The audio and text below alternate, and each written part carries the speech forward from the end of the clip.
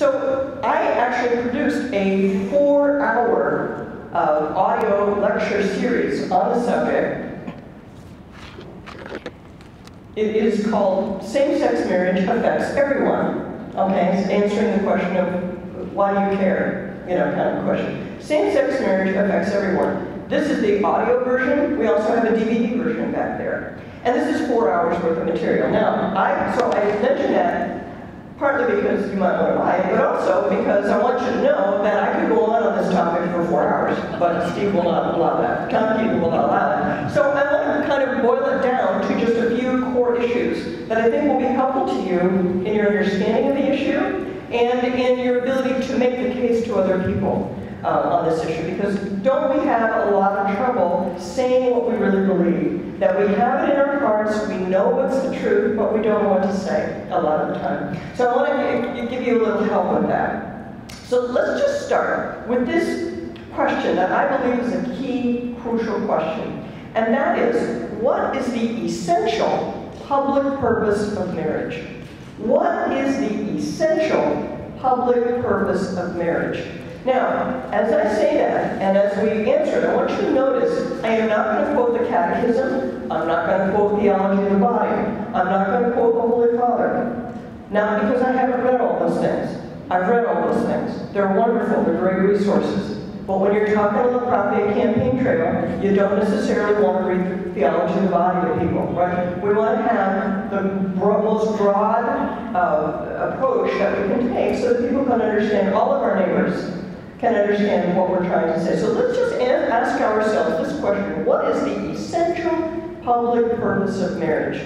And I think that if you look across time and place, what you will see about the institution of marriage is that it's a universal institution. Virtually every known society has something like marriage, and its purpose is this. The purpose of marriage is to attach mothers and fathers to their children and to one another. The essential public purpose of marriage is to attach mothers and fathers to their children and to one another. Okay? That's a public purpose, and it's an essential purpose. Now, why do I say it's an essential purpose?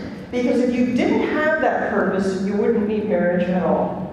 If you didn't need to do that job, you wouldn't need marriage at all. So to prove that, let's just do a little thought experiment. Suppose we were not born through sexual reproduction. Suppose we were like amoeba or something, and we just kind of divided, and there was a new offspring, a new creature. Okay? Nobody would have thought of pair bonding in that situation, because there isn't such a thing, right? It's the fact that we are, in fact, gender-based creatures that come in male and female, and then that's how we reproduce. That's part of why you need marriage. So because we reproduce the way we do, and because our offspring are born alive but helpless, with a long period of dependency, right? Children are not ready to go as soon as they're born. They're not like snakes that hatch and slither away. There's not much call for pair bonding in the reptile kingdom as far as I know, right? So it's an essential purpose in this sense that if it weren't for that purpose, you wouldn't need marriage at all. It never would enter anybody's mind to think about lifelong sexual monogamy in the absence of those two features. So that's the first point about it. Now, it's a public purpose in the sense that it affects other people. It's not simply a private purpose. It's not just something that affects those two people. And this, I think, is the source of a lot of confusion. And I must say my discipline of economics is partially responsible for this, because we tend to talk about public versus private in a very stark kind of way. Right? If it's private, it's my business, and nobody can tell me what to do. Anybody ever heard that? All right, that's very familiar. It's not just econ people who talk like that. That's a very common feature. The opposite of private is public, which means the government's involved. The government controls it, taxes it, regulates it. Okay? We have this very sharp dichotomy between public and private. But marriage and children, and in fact the sexual act itself, occupy a different space. I just call it social. It's a social act. A sexual act is a social act. The family is a social social institution in this way. It's not the government's business, but you can't reduce it just to the sum of those two people. Right? It's not just a little contract that those two people make between the two of them. It affects other people who can't be contracting parties. Namely, it affects the kids. That's the most obvious thing, right?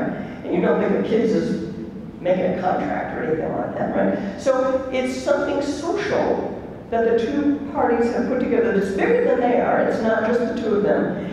And the government's not really involved in it. The government doesn't get to come tax it or regulate it or anything like that. That's what people are always freaked out about, right? If you say, well, it's not just about the two of you, then people immediately assume you're going to send the IRS and the EPA out after you or something. And of course, that's not the case. That's not what we're talking about. So the essential public purpose of marriage is to attach mothers and fathers to their children and to one another. Now, it's usually pretty obvious who the mother is, right? Whenever a baby is born, there's always a mother somewhere close by, right? I mean, that's just kind of how it works, right? So the real social problem is to attach the father to the child, right? To figure out who the father is and to attach the father. The father's connection is a little more tenuous. You have to do a little more social work to get the father attached to the child. And so you can say, this is another way that you can see the publicness of marriage and of the marriage's purpose. And that is that once you say this man and this woman are the parents of this child, that means those two people have the rights and responsibilities with respect to that child, and no one else does. No one else does. All possible other third-party claimants cannot just swoop in and say, well, I like the looks of this kid, I'm involved. Right? And so therefore, that's public. Right? See, you can't just reduce that to the two of them because you have to exclude all the other possible claimants. Okay? You see what I mean? So there's a publicness to that part of it. Sort of like public property or private property, right? You own something, it doesn't just mean that it all belongs to you, it does mean that. But you have to have some institutions that spell out the fact that other people don't get to come take it. Right? That's part of what it means to have that type of social institution. So this is what I believe nature, reason, common sense, history, sociology, anthropology tell us are the essential public purposes of marriage. I would like to contrast that with what we learned from the district court in August, not so long ago. We heard from Judge Vaughn Walker. Have any of you heard of Judge Vaughn Walker? Oh, yes. Isn't it amazing that this judge is now so notorious, the guy who overturned Prop 8? Well, listen to how he defined marriage. Quote, I'm not making this up. Marriage is the state recognition and approval of a couple's choice to live with each other, to remain committed to one another, and to form a household based on their own feelings about one another, and to join in an economic partnership and to support one another and any dependents. Close quote. Nothing in there about children, nothing in there about permanence, nothing even about sex.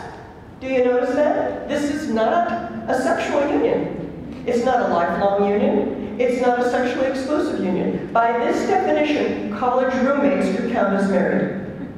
Seriously.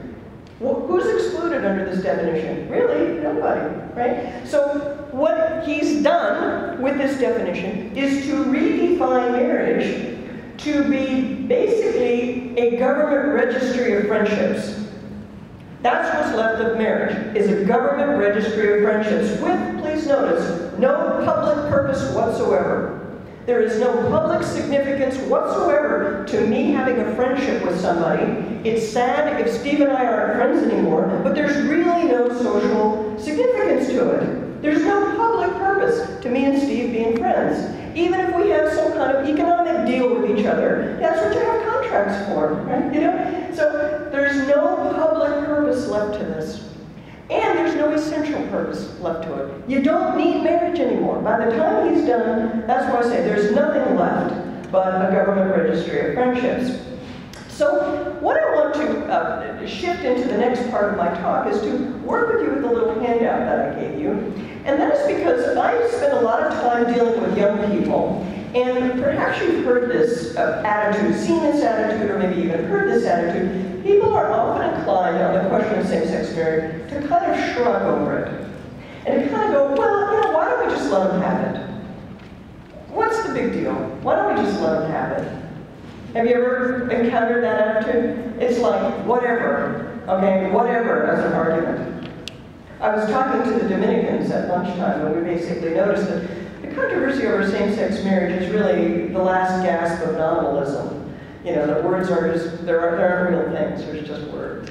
So the words mean whatever we say they mean. I hope it's the last gasp. How much further can we go? Anyway, so when the young say this, when they shrug and say, well, just let them have it, the only way you can say that is if you think there's nothing significant at stake.